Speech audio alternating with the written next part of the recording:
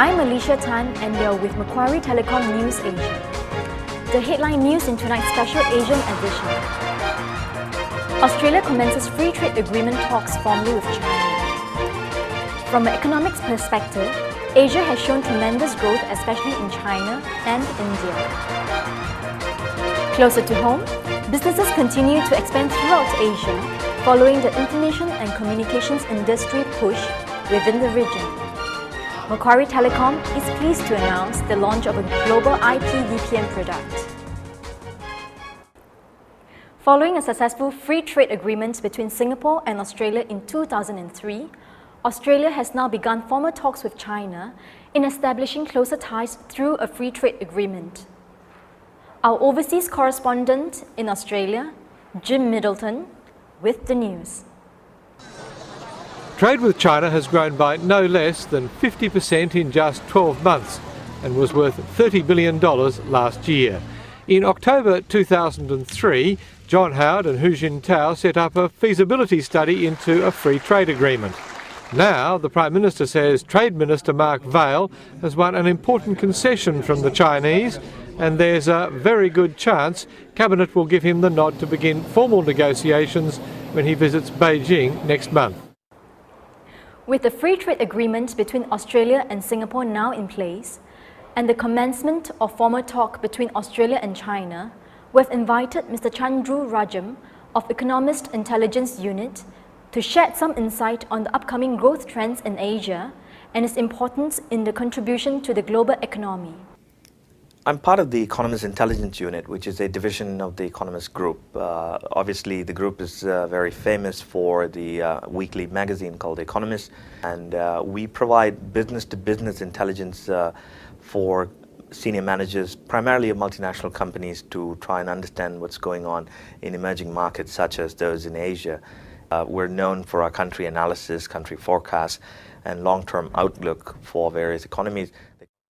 Asia has been, for quite some time now, the most dynamic economic and business region in the world. The dynamism of the region comes home very clearly when we compare growth rates. One needs to look at the average for the OECD, which is typically in the 3 to 4% range in their best years, and compare that with China, which has been consistently posting between 8 and 10% growth for a decade or two. India is the most recent entrant into the high growth club, and India has been posting 6.5–7% growth. Our expectation is that over the next 5 years, India will grow at about 7%. These are spectacular growth rates also because they've been sustained over a fair number of years. And that's probably what makes multinational companies sit up and take a very close and interested look at this East and Southeast Asian region. As financial markets and equity communities put tremendous pressure for higher profits and earnings on companies that are listed, it's quite obvious that much of that growth will have to come from emerging regions, which is why you see multinational companies increasingly setting up factories, investing more and more resources in developing regions, especially developing Asia. It's simply adding up the populations of countries like China, India, Indonesia, Thailand, Vietnam, puts us above 2.5 billion, and that's a very large number, one that cannot be overlooked. Paying attention to the new Asian customer, understanding what drives them, what motivates them to buy, and more importantly, achieving through genuine innovation, new price points, new performance features, and so on, will be the key to success. And I think global companies would be well advised to pay particular attention to some of the mass markets, unheard of in modern history, that are emerging in these parts of developing Asia.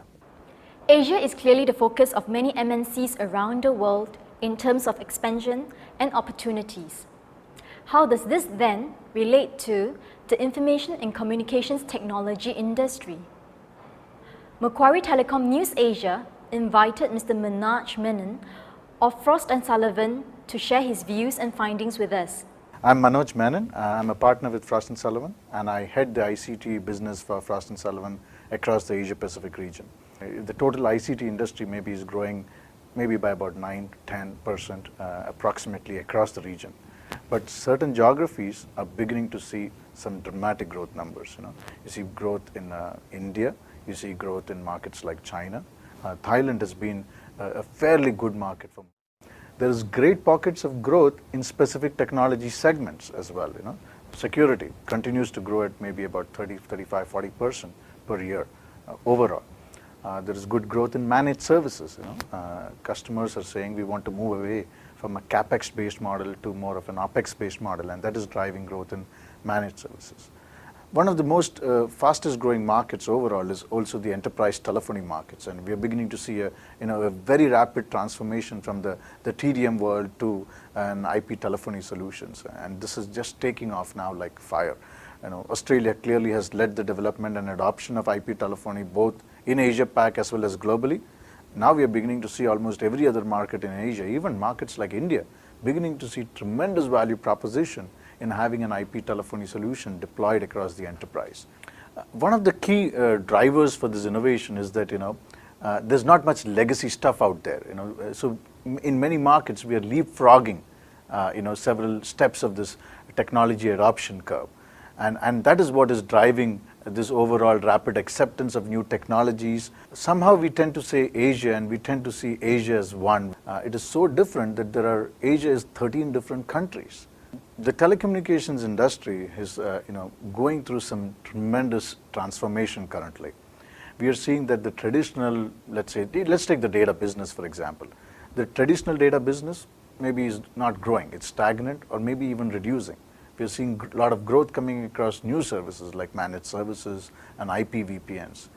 Now as you go to customers today to sell these solutions, they are looking for value. And how can you demonstrate value?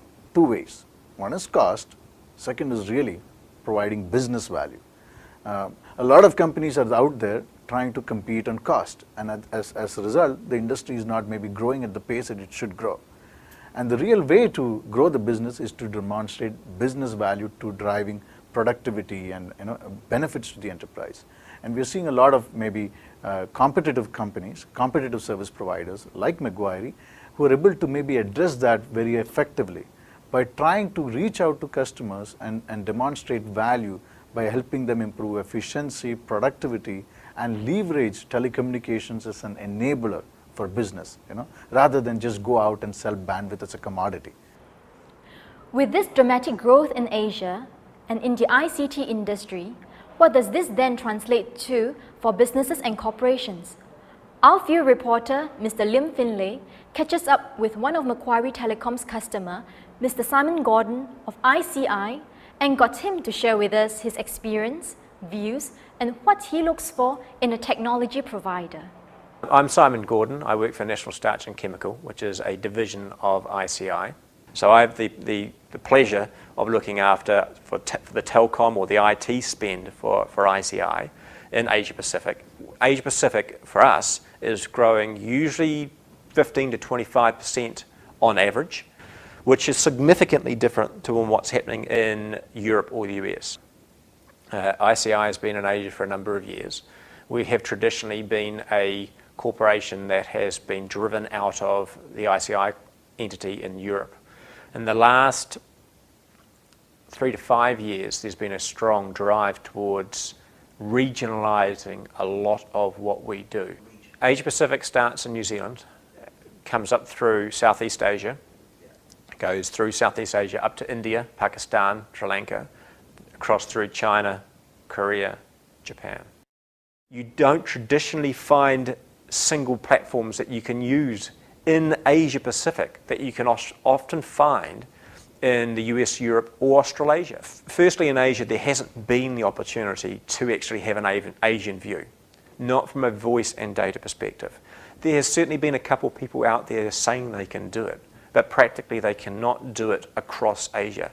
And therefore, moving to Macquarie in Asia is definitely where we've been heading. It's worked extremely effectively in Singapore for us. We know what we spend, how much we spend, who spends it, and we can manage our spend, which again, most of the providers in Asia, they can't do that, or they don't want to do that.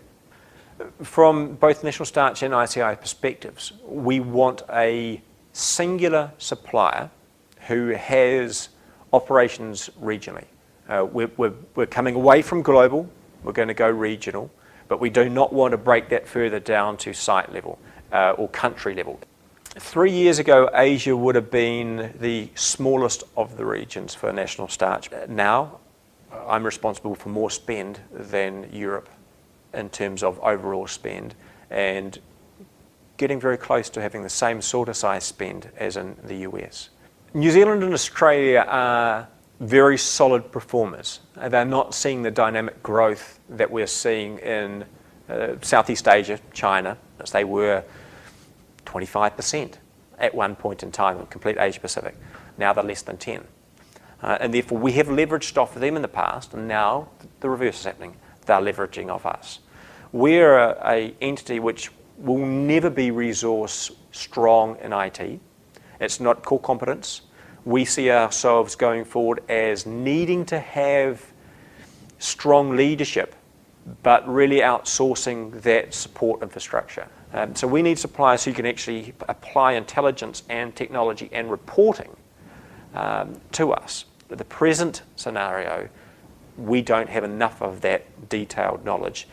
Now, the difference that some companies have, and Macquarie is one of them, is the fact that the railway track isn't really as defined in a good way that allows different technologies to be brought into play, potentially site-specific or region-specific, or even if it's voice versus data, which allows us to tailor what we need.